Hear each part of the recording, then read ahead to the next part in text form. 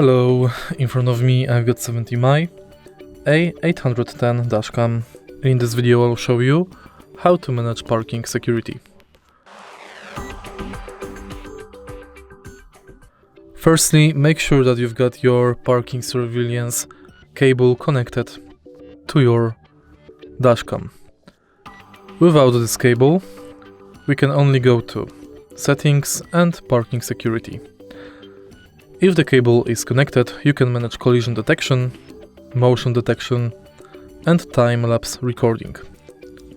Unfortunately, I don't have this cable by myself, so I can't enter this function, but if you enter it with your cable, you'll be able to change sensitivity of collision detection and motion detection. If you find this video helpful, please leave a like, comment, and subscribe.